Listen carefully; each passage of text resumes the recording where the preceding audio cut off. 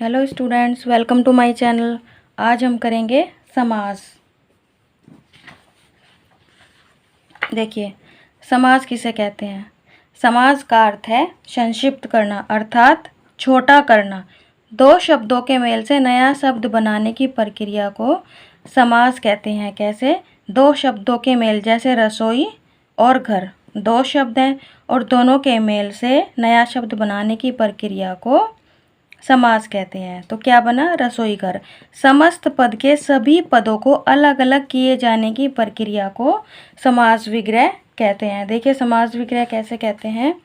जैसे समस्त पद के सभी पदों को, ये हमारा समास है और इसमें क्या है? समस्त पद के सभी पदों को, यानी कि नील कमल, ये हमारा समस्त पद है और इसको अलग अलग करके लिखने को क्या कहते हैं? समास विग्रह कहते हैं। जैसे नील कमल, नीला है जो कमल। देखिए, समास रचना में दो पद होते हैं, पहले को पूर्व पद और दूसरे को उत्तर पद कहते हैं। इन दोनों के मेल से समस्त पद बनता है। कैसे? राज पूर्व पद और पुत्र उत्तर पद, दोनों मिलाकर क्या बना? समस्त पद। और जब हम इसका विग्रह करेंगे तो क्या होगा? समास विग्रह। समस्त पद को उसके अंदर छिपे शब्दों के साथ विस्तार से लिखना समास विग्रह कहलाता है। देखिए, समास के कितने भेद होते हैं? समास के 6 भेद होते हैं। पहला द्वंद्व समास, तत्पुरुष समास, द्विगु समास, कर्मधारय समास और अव्ययी भाव समास, लास्ट बहुब्रीहि समास। आज करेंगे बच्चों हम तत्पुरुष समास। देखिए, तत्पुरुष समास किसे कहते हैं। देखिए, तत्पुरुष समास वह समास जिसके समस्त पद में कारकीय विभक्तियों का लोप होता है, उसे तत्पुरुष समास कहते हैं। यानी कि जिस समास में कारक की विभक्तियों का लोप होता है उसे तत्पुरुष समास कहते हैं। पहचान क्या है इसकी? समास विग्रह करने पर कारक की कोई न कोई विभक्ति अवश्य आती है। जब हम इनका विग्रह करते हैं तो कोई न कोई विभक्ति हमें अवश्य देखने को मिलती है। अब देखिए, तत्पुरुष समास के भेद। तत्पुरुष समास के प्रमुख 7 भेद होते हैं और वो कौन कौन से होते हैं? देखिए, पुरुष समास, अपदान तत्पुरुष समास, संबंध तत्पुरुष समास, अधिकरण तत्पुरुष समास और न तत्पुरुष समास।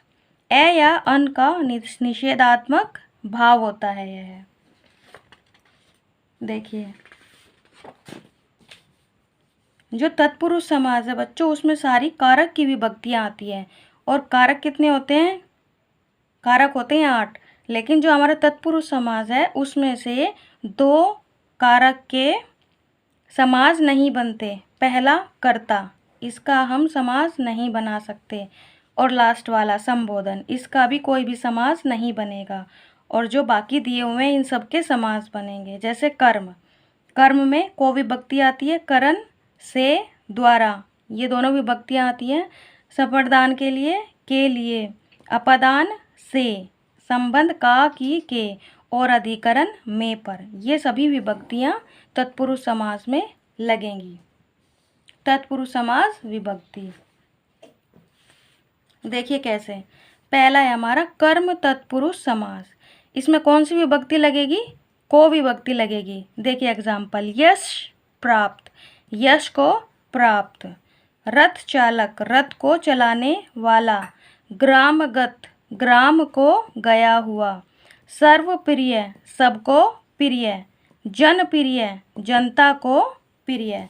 दूसरा है हमारा करण तत्पुरुष। इसमें कौन सी विभक्ति लगेगी? इसमें से विभक्ति लगेगी, से और द्वारा दोनों विभक्ति लगेगी। देखिए, मुंह मांगा, मुंह से मांगा। हस्तलिखित, हस्त से लिखित, यानी कि हाथ के द्वारा लिखा हुआ। भूख मरा, भूख से मरा। बिहारी रचित, यानी बिहारी द्वारा रचा हुआ। स्वर रहित, स्वयं के द्वारा रचित, यानी कि स्वयं के द्वारा रचा हुआ। अब देखिए, हमारा थर्ड है संप्रदान तत्पुरुष समास। इसकी विभक्ति क्या है? के लिए। जैसे हथकड़ी, हाथ के लिए कड़ी। यज्ञशाला, यज्ञ के लिए शाला। योगशाला, योग के लिए शाला। प्रयोगशाला, प्रयोग के लिए शाला। ऐसे ही फोर्थ है अपदान तत्पुरुष समास। इसकी विभक्ति क्या है? इसकी विभक्ति है से, यानी कि यहाँ पे से किस लिए लगता है? अलगाव के लिए। जैसे किसी चीज़ से कोई चीज़ अलग हो रही है, जैसे पेड़ से फल नीचे गिरा, तो क्या है? पेड़ से फल नीचे गिर रहा है तो अलगाव का भाव आ रहा है कि अलग होने का भाव आ रहा है। तो धनहीन, धन से हीन। रोग मुक्त, रोग से मुक्त। मर्यादाहीन, मर्यादा से हीन। ऐसे ही धर्महीन, धर्म से हीन, यानी कि हर चीज़ से अलग होने का भाव हम इसमें देख पा रहे हैं। अब देखिए संबंध तत्पुरुष समास।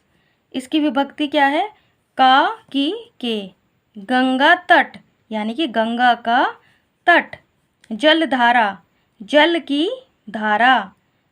राजाज्ञा, राजा की आज्ञा। नेत्रदान, नेत्रों का दान। राजदूत अर्थात राजा का दूत। 6 देखिए हमारा अधिकरण तत्पुरुष समास। विभक्ति क्या आएगी? में या पर। जैसे वनवास, वन में वास। कार्यकुशल, कार्य में कुशल होना। ध्यान मगन, ध्यान में मगन होना। घुड़सवार, घोड़े पर सवार होना। आनंद मगन, आनंद में मगन होना। ऐसे ही लास्ट है हमारा तत्पुरुष समास का ना तत्पुरुष समास। यदि तत्पुरुष समास में प्रथम शब्द न रहे और दूसरा संज्ञा या विशेषण शब्द रहे तो न तत्पुरुष समास होता है। शब्द का पहला वर्ण स्वर हो तो न अन में बदल जाता है। देखिए कैसे।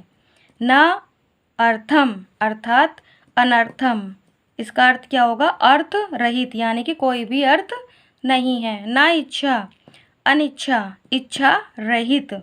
न उपस्थित, अनुपस्थित, जो उपस्थित ही ना हो। अब देखिए शब्द का पहला वर्ण व्यंजन हो तो न आ में बदल जाता है। वो कैसे? न कार्यम, यानी कि अकार्यम, कार्य के बिना। न सत्यम, बिना सत्य से रहित।